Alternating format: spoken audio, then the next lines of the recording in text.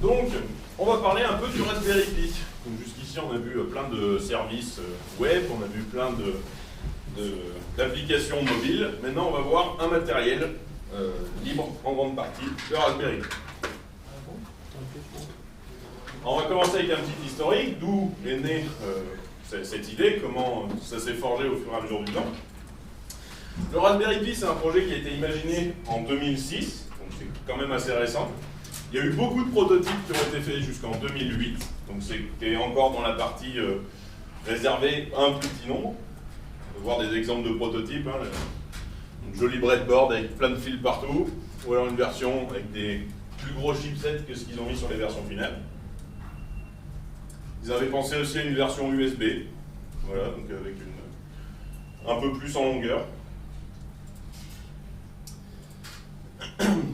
Comment ça s'est organisé après? En 2008, la Raspberry Pi Foundation a été créée. Elle est basée donc sur 5 fondateurs.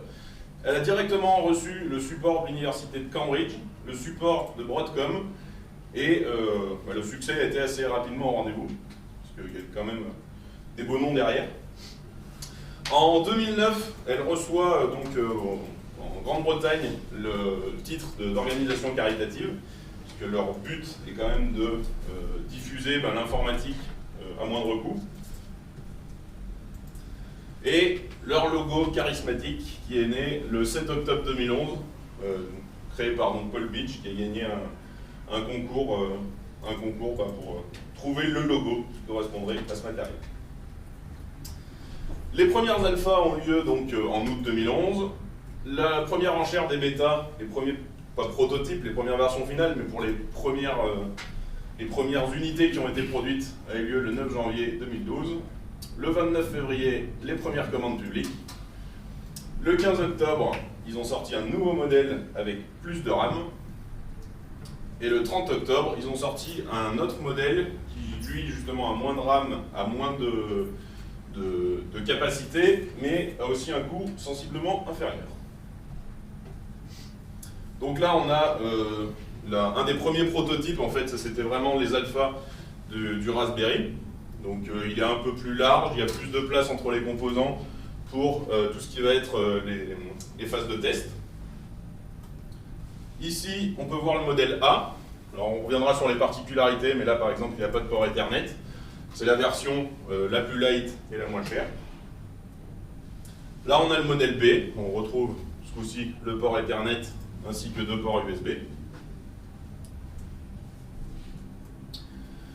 Et donc, je disais, un succès immédiat. À la base, quand ils ont créé le Raspberry Pi, ils avaient vraiment comme but d'être une fondation, donc d'aider les pays en voie de développement à accéder à l'informatique. Ils s'étaient partis sur un principe. Les premiers prototypes leur coûtaient 36 $ à concevoir et ils voulaient les vendre 35 $. Ils se sont dit, il faut bien qu'au début on perde un peu sur les premières unités pour faire connaître le produit et qu'après on puisse le vendre plus facilement. Donc ils s'attendaient à avoir à peu près 1 millier de ventes, donc à perdre à peu près 1 000 $. Le problème, c'est qu'en 3 semaines d'ouverture, ils ont eu 200 000 commandes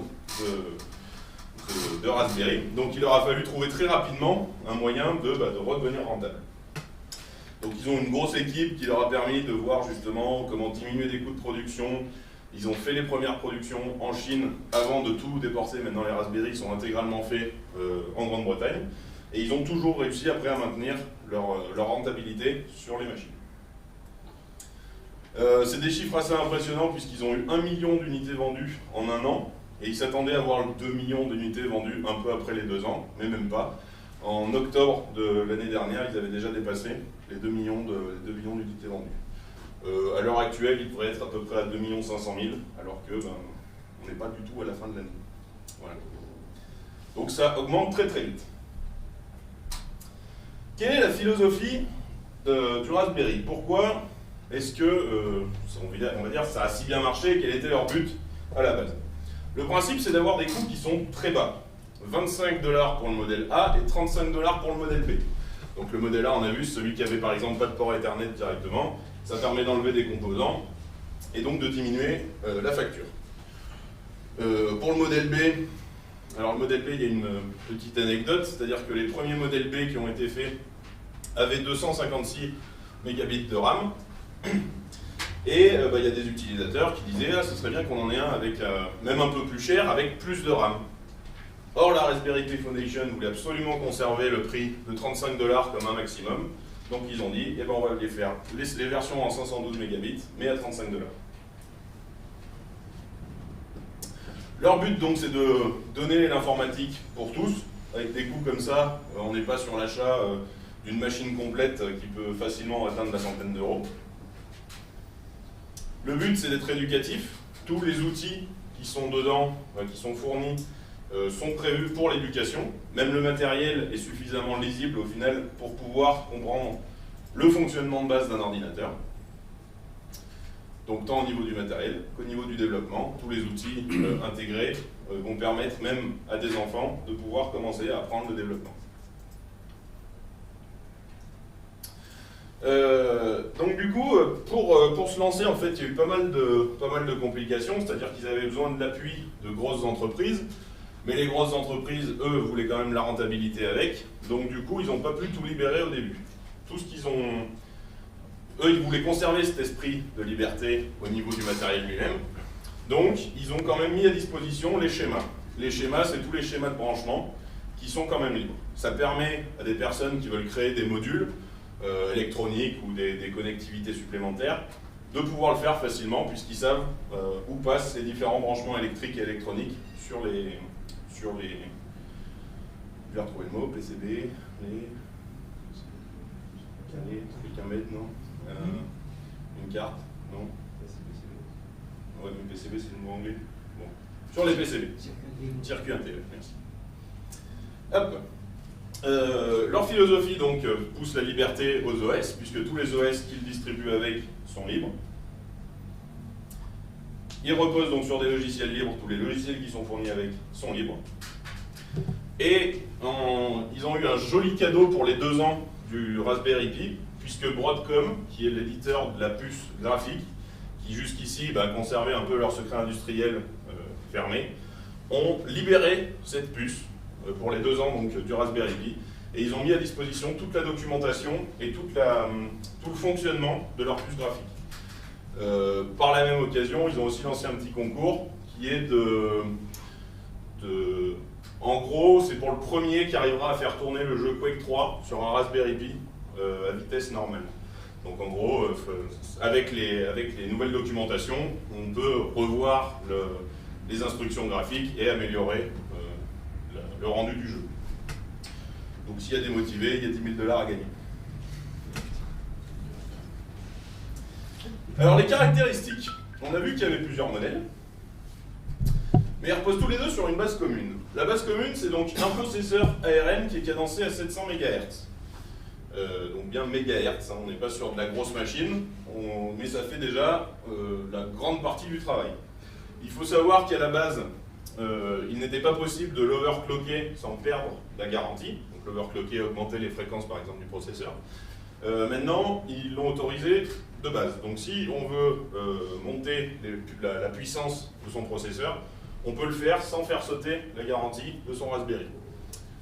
Avec des outils même qui sont intégrés, on peut monter à 1000 MHz assez facilement.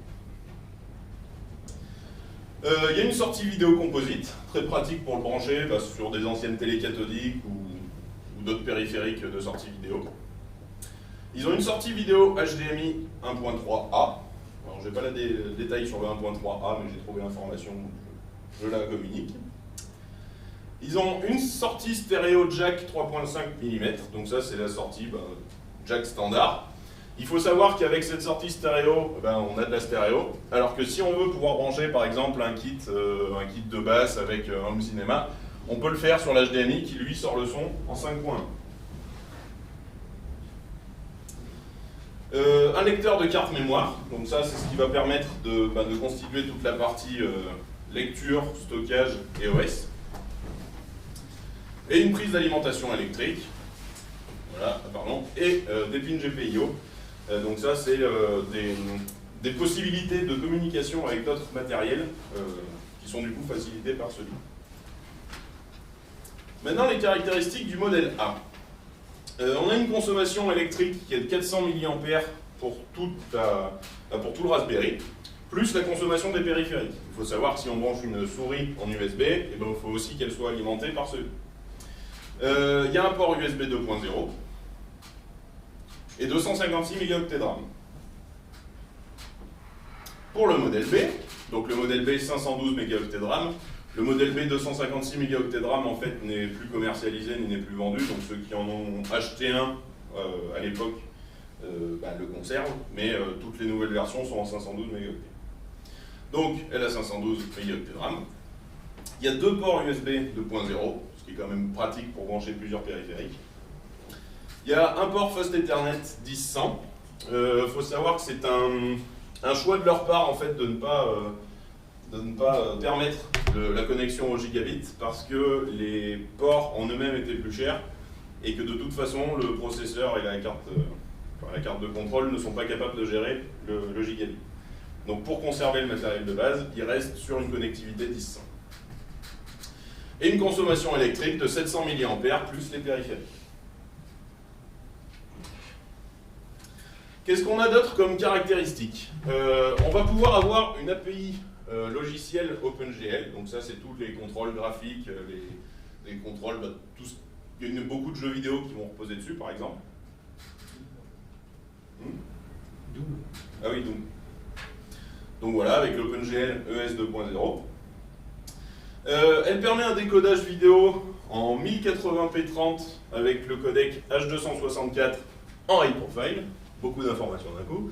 Grosso modo, ça veut dire que même des films en Full HD vont parfaitement rendre et sortir sur un écran quand ils ont été encodés avec le codec H264. Mais il y a aussi la possibilité d'acheter deux autres codecs qui sont le MPEG 2 et le VC1. Alors, ces codecs, en fait, c'est aussi une volonté de la part de la Raspberry Pi Foundation de ne pas les avoir intégrés, puisqu'ils sont sujets à des royalties.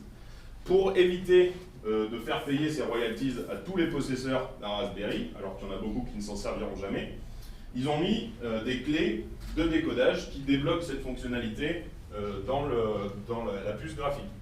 Donc du coup, si on veut, on peut acheter des licences, ça doit coûter 3 $ les deux, ou 3 livres les deux, un truc comme ça.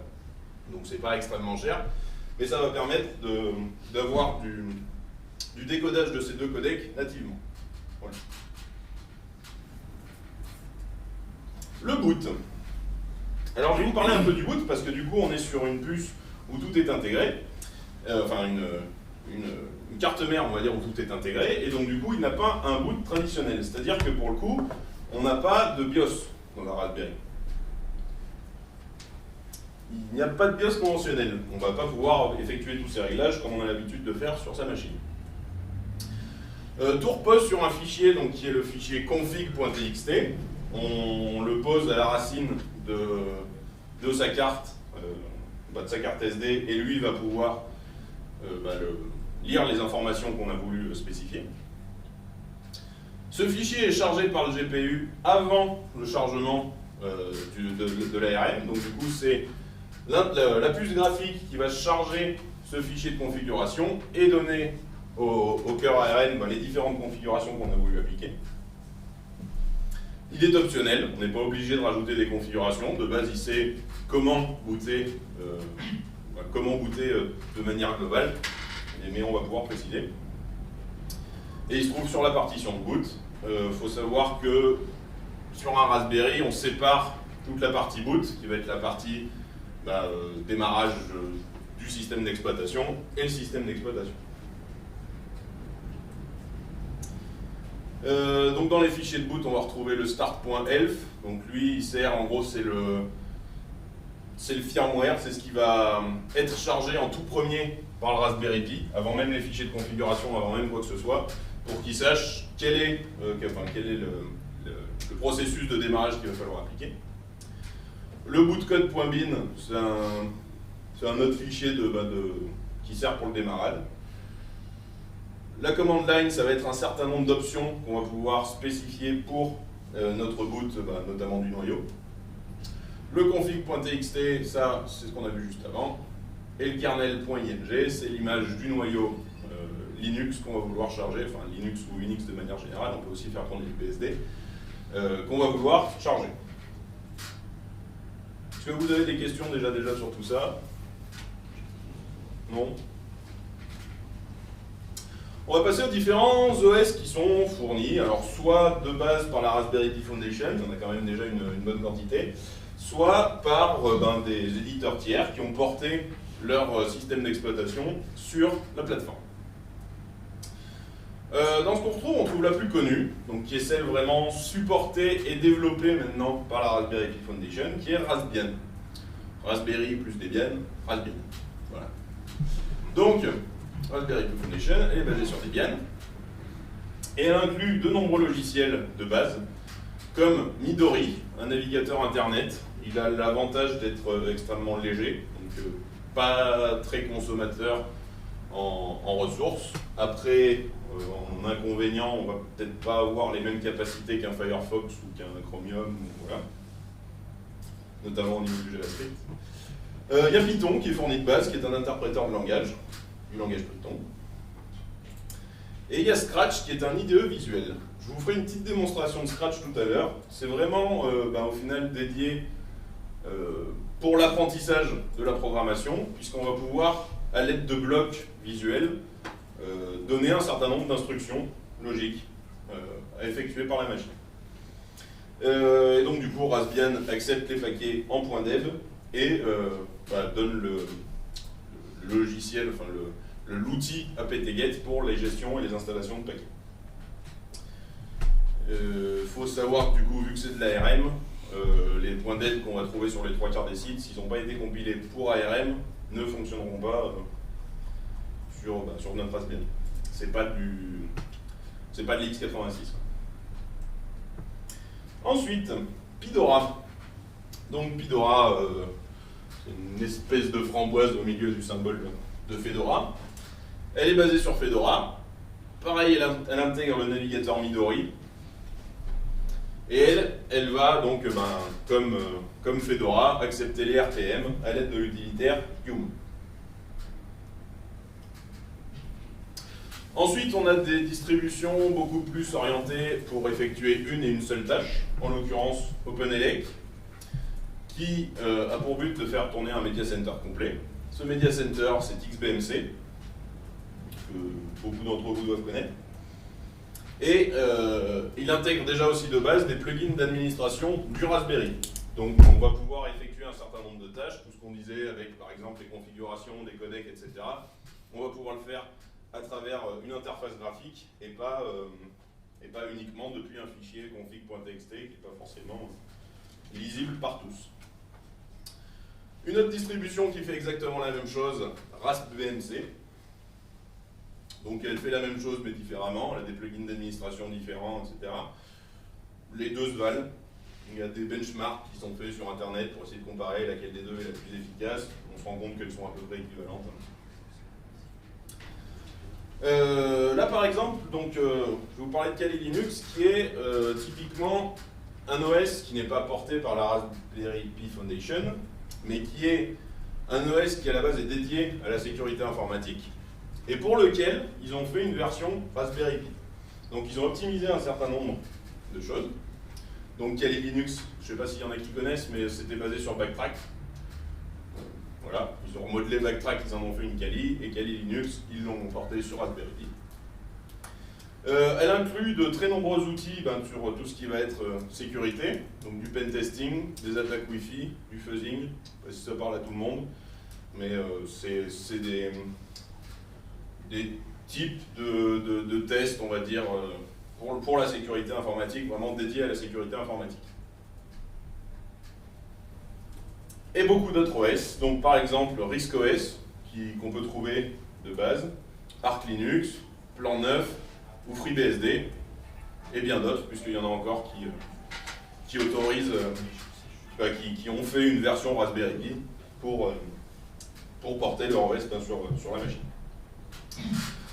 Maintenant, je vais vous parler de Noobs et de Berryboot. Alors eux, c'est un peu particulier parce que ce n'est pas des OS en soi, mais ils vont permettre de charger un certain nombre d'OS, d'avoir des doubles boots, etc. Donc Noobs, par exemple, est porté par la Raspberry Pi Foundation, il est téléchargeable sur leur site, et il va permettre de base de télécharger Raspbian, Pidora, RISC-OS, Arch Linux, OpenALEC, Raspberry MC. Donc c'est juste une interface où on va pouvoir cliquer, sélectionner la version qu'on va installer, faire installer, et lui se chargera de formater la carte SD comme il le faut et de mettre les OS dessus. Donc de nombreux choix, tous ceux que je viens de vous citer. Et facilite les configurations de base. Typiquement, on n'a pas à installer un OS avec tiens le boot qui convient bien pour tel OS, c'est lui qui se charge de tout faire. Voilà à quoi ça ressemble. Donc ça par exemple c'est Noobs. Donc une fenêtre avec des cases à cocher, on sélectionne, on appuie sur installer et lui fait le reste. Voilà. Berryboot est un peu différent. Berryboot, lui, il va chercher toutes les informations pour la connexion et l'installation sur Internet directement. Noobs va plus installer la version qui est sur la carte SD et qu'on veut mettre à disposition. Alors Windows 8, est-ce qu'on peut l'avoir sur Raspberry Pi? Alors la vraie réponse est évidemment non. Alors une version simple qui est, tiens c'est tout fermé, on ne peut pas vraiment l'adapter, même si Windows 8 il y en a une version ARM et qu'on pourrait penser que ça tourne sur ARM. En vrai, il y a aussi une raison technique qui est que Windows 8 tourne sur des puces ARM Cortex ou Tegra minimum, donc avec des capacités bien au-dessus que ce qu'il y a sur un Raspberry Pi. Et il a aussi besoin de base de beaucoup plus de RAM. Et ARM, on peut aussi penser à Android, vu que tous les téléphones quasiment ont des puces ARM. Alors Android, on va dire, c'est en cours. Il y en a qui ont déjà fait un premier portage qui ressemblerait à quelque chose, qui est vraiment basé sur Android. Mais c'est pas encore fonctionnel. C'est pas stable, c'est pas ergonomique. En plus de ça, il y a beaucoup de discussions. C'est assez mouvementé à l'heure actuelle sur leurs différents forums. Et ce qui fait qu'on n'est pas sûr qu'un jour ça voit le jour en vrai, puisque les développements sont assez intermittents. Est-ce que vous avez des questions déjà sur tout ce qui est OS? Pareil? Ouais. Quand tu parlais de la distribution sur Kali, ouais. Tu as quand même pas mal d'outils, genre comme du fuzzing, en termes de ressources, ça demande beaucoup. Alors, est-ce que ça marche? Est-ce que c'est vraiment fonctionnel? C'est fonctionnel. Après, tu as des capacités qui sont bien moindres qu'un ordinateur physique. Je ne sais pas si tout le monde a entendu la question, c'était en gros si des outils comme du fuzzing qui demandent énormément de ressources matérielles, est-ce qu'elles sont quand même fonctionnelles sur un Raspberry Pi? C'est fonctionnel, c'est-à-dire que l'opération en elle-même va marcher. Après, on est d'accord qu'on est sur des capacités qui sont bien moindres et qu'il y a un certain nombre d'actions qui ne seront pas facilement réalisables. Vaut mieux prendre une vraie grosse machine et s'en servir.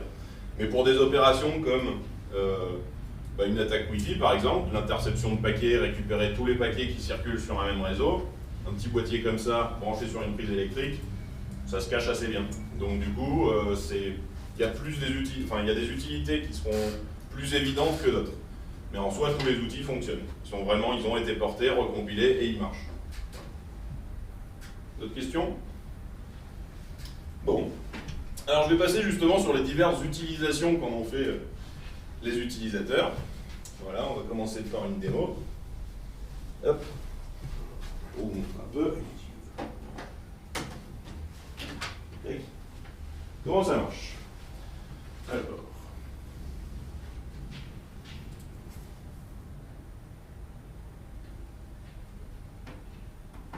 Tac.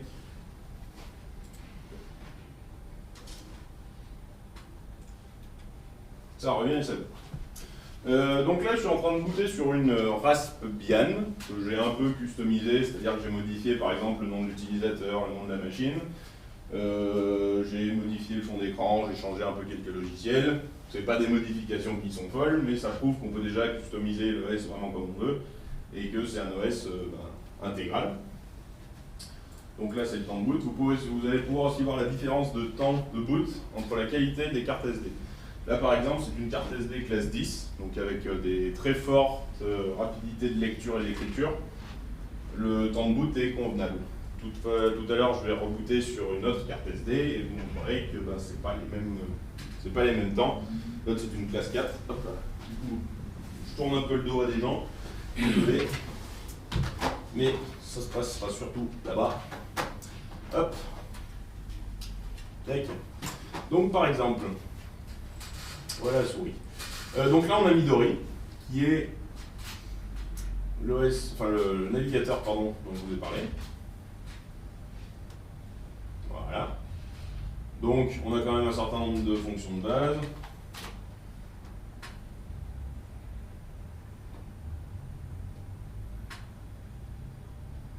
Voilà, je cherche Google sur DuckDuckGo. Voilà, donc on a bien les connexions internet qui se font. On a une gestion, pardon, elle est là, de multi-onglets. Donc on peut déjà aussi faire des navigations qui sont un peu plus intuitives, on va dire, que des navigateurs console, ou voilà. On a ici, je vais essayer de cliquer dessus si je le trouve, voilà, un explorateur qui du coup est déjà fourni. On peut voir que quand même les temps de réponse rendent l'OS quand même très utilisable. Même avec 512 mégas de RAM, il y a déjà de quoi faire. Donc voilà, ça clique, ça charge les icônes, c'est ergonomique. Donc on a vraiment une interface visuelle qui est bonne. On peut voir aussi donc, ce que je vous disais avec Scratch, qui est un éditeur logiciel par bloc, donc un IDE visuel en l'occurrence. Voilà. Là, on a une petite image de chat. C'est le logo de Scratch.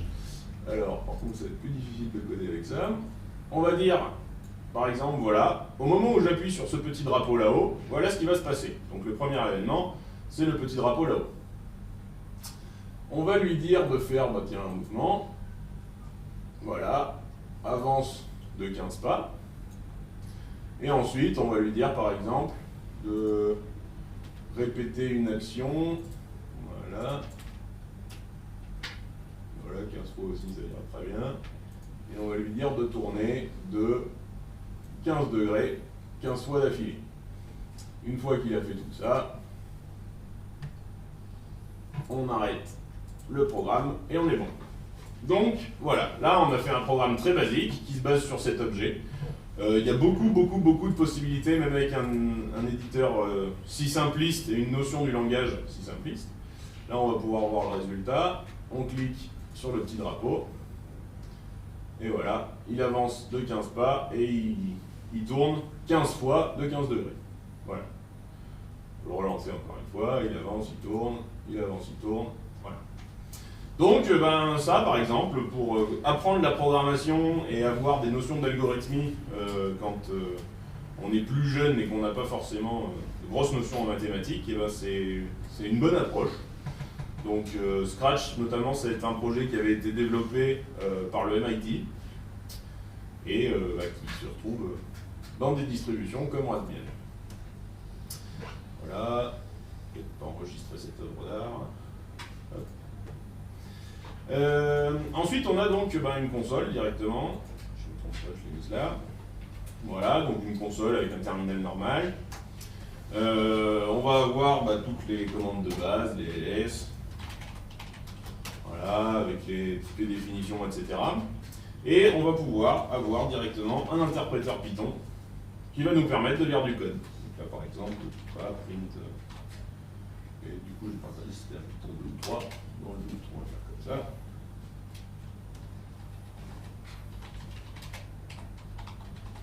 Hop, un print test, il écrit test, et voilà.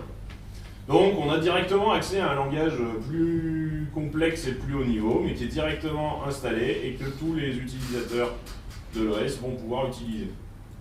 On a aussi des éditeurs de texte, comme Gedit, qui permettent directement, par exemple, d'avoir une coloration syntaxique, donc de facilement lire ces codes au moment où on les développe. Tac. 3, hop, print.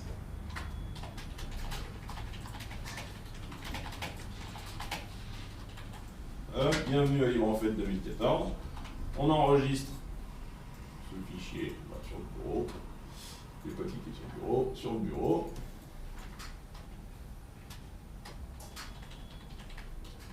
Tac, on enregistre le script.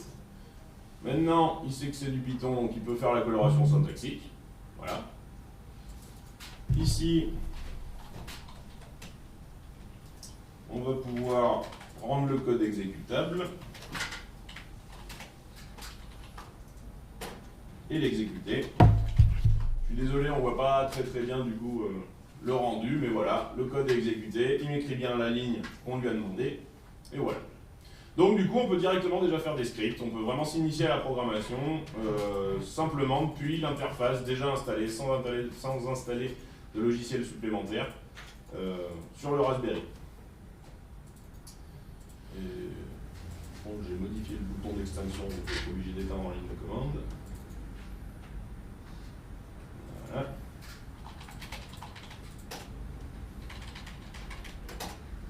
Et voilà. Donc ça c'était pour la démonstration de Raspbian. Est-ce que vous avez des questions sur le OS en lui-même? Ouais. Est-ce qu'il y a des limitations, mis à part la configuration matérielle, par rapport à une Debian classique? C'est-à-dire? Est-ce qu'il y a par exemple des possibilités qu'offre la Debian classique au niveau mise en place d'architecture serveur, etc., que par exemple le Raspberry ne pourrait pas faire à cause de soit du noyau qui est différent ou... Le noyau c'est exactement le même puisque c'est vraiment le noyau Linux mais recompilé pour ARM. Donc en soi on est vraiment sur les mêmes bases logicielles, c'est juste qu'elles ont toutes été recompilées pour ARM et pas pour x86. Donc l'OS de base est vraiment exactement le même. Après les limitations qu'on va avoir, soit c'est des limitations ARM, tous les programmes qui ont été développés pour x86 et qui ne sont pas compatibles ARM ne seront pas compatibles ARM. Ça va être des limitations matérielles. Il y a certains programmes assez gourmands du coup qui n'accepteront pas d'avoir simplement 512 MB de RAM. Et voilà. Mais sinon, non, les possibilités du Raspberry, c'est vraiment un ordinateur. Hop. Donc, dans les autres trucs sympathiques du Raspberry, c'est justement cette carte SD qu'on peut interchanger. Donc on peut avoir plusieurs cartes SD avec plusieurs configurations différentes. Simplement les changer dans le Raspberry, rebooter. Alors il n'y a pas de bouton reset dans le Raspberry, il faut savoir. Ils ont donné la possibilité de faire un reset à partir du pin GPIO depuis pas longtemps, mais il n'y a pas de bouton. En soi, il faut vraiment le remettre par soi-même. Donc là, on est dans l'interface Noobs, ce que je vous disais tout à l'heure. On peut sélectionner directement dans les OS installés celui qu'on va vouloir exécuter. Lançons par exemple OpenELEC, on voit un Media Center directement. Donc là, vous allez aussi pouvoir voir que les temps de chargement sont plus élevés. C'est pour ça que c'est important d'avoir une bonne carte SD quand on utilise un Raspberry. Moi, du coup, celles que j'utilise vraiment pour remettre des OS, c'est des classes 10. Donc c'est vraiment les meilleurs temps de réponse. Celle-là que je viens de lancer, c'est une classe 4 et vous allez voir que même si l'OS est minimaliste, c'est quand même plus long à la détente. Vous avez des questions pendant ce temps? Oui. Le Scratch, l'OS IDE visuel, génère quoi comme code derrière? Alors non, c'est pas du C. C'est un langage particulier. C'est vraiment déjà un langage simpliste à la base, mais c'est pas du C. Enfin, tu vas pas pouvoir compiler ton programme sorti de Scratch pour l'exécuter comme ça n'importe où. Ou alors si des modules existent, je les connais pas. Mais, donc voilà. Ça satisfait, pardon. C'est bon. Il y a d'autres questions? Alors ce petit boîtier, justement, je l'ouvrirai tout à l'heure. Ce petit boîtier, c'est le Raspberry Pi en lui-même. C'est juste qu'il a une coque autour pour le protéger et éviter que ça ne raye les composants. Voilà, en plus j'avais jamais lancé la OpenELEC. Donc on a un joli fichier de configuration. On va pouvoir tout faire de A à Z. En anglais, c'est très bien. Le nom de la machine, je vais l'appeler Raspberry. C'est un QWERTY. Finalement, en anglais, c'était pas bien.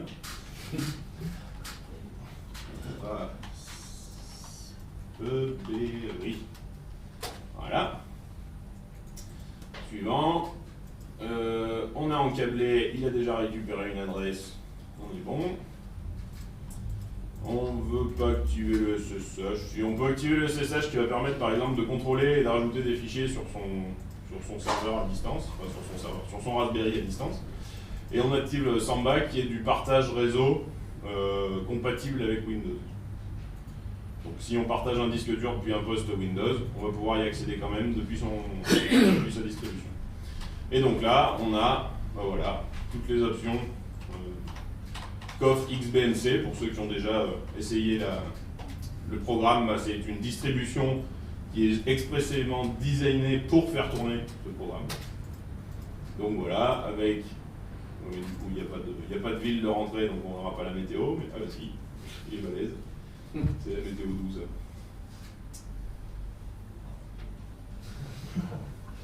C'est la météo de quelque part, mais en tout cas voilà, ils ont un joli soleil. Voilà. Voilà, pas mal vu du coup. On peut donc après c'est un media center, donc on va pouvoir voir ses photos, voir des vidéos, écouter de la musique. Il y a un certain nombre de programmes qu'on va pouvoir faire tourner en plus et on va pouvoir configurer le système. Alors par système, soit on configure le media center en lui-même, soit on va pouvoir, si je me souviens bien, c'est dans le coin. C'est pas dans le coin. C'est pas dans le coin, donc c'est poussé, c'est peut-être dans le programme. Voilà, OpenELEC Configuration, on va pouvoir régler beaucoup plus précisément tous les autres périphériques de brancher ou les configurations du système d'exploitation en lui-même et pas que du Media Center. Donc voilà, ils ont rajouté des plugins qui permettent de régler tout le reste de l'OS. Vous avez des questions, des trucs que vous voulez voir en particulier, de distribution non? Bon, on va repasser au slide. Qui fait le décommande? Quelqu'un. Hop.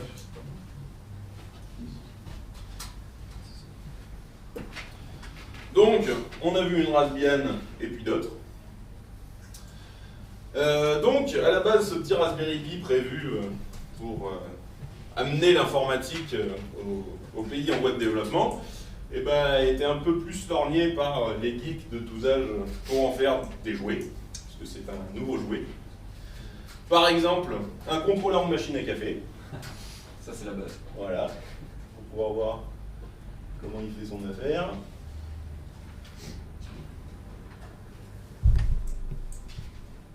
Il n'y a pas de son. C'est ici.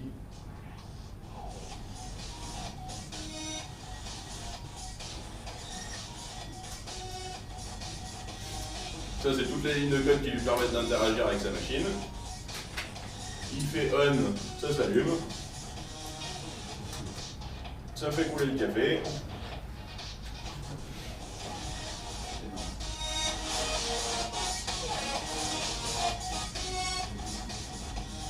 Voilà, avec un petit montage qui est même pas extrêmement compliqué, qui se base sur les pins GPIO que je vous montrerai physiquement tout à l'heure sur le Raspberry quand on l'ouvrira.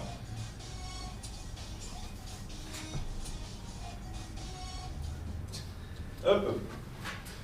Donc, un contrôleur de machine à café.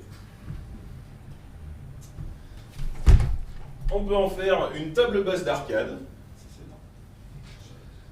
un micro-notebook avec un tout petit clavier, un serveur domotique, on voit pas très bien, mais en gros il s'est fait une interface web sur laquelle il peut allumer et éteindre un certain nombre de lampes directement par sa page, un lecteur vocal de tweets,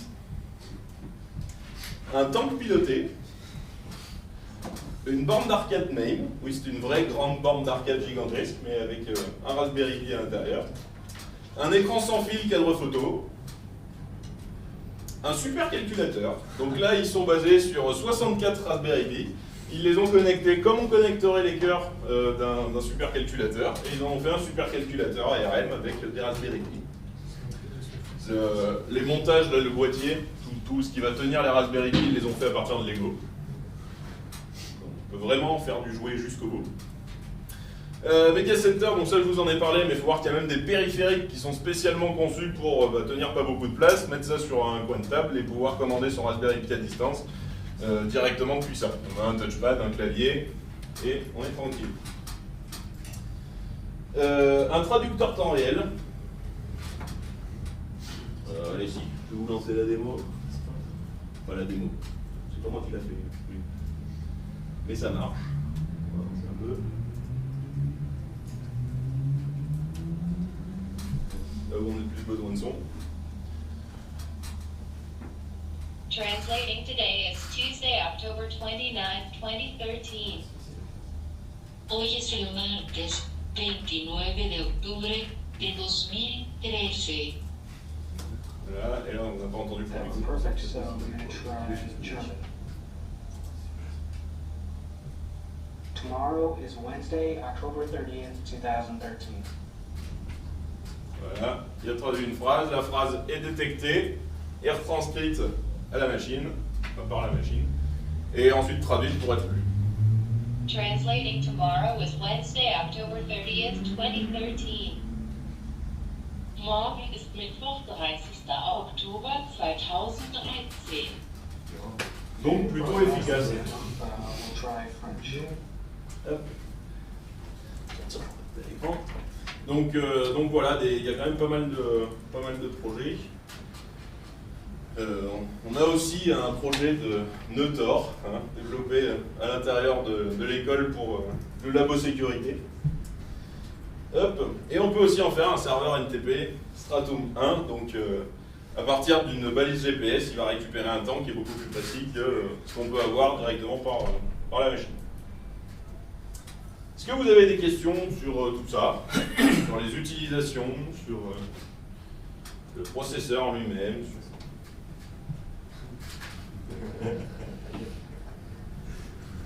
Bon, bah, s'il n'y a pas plus de questions, je vous remercie. La prochaine conférence,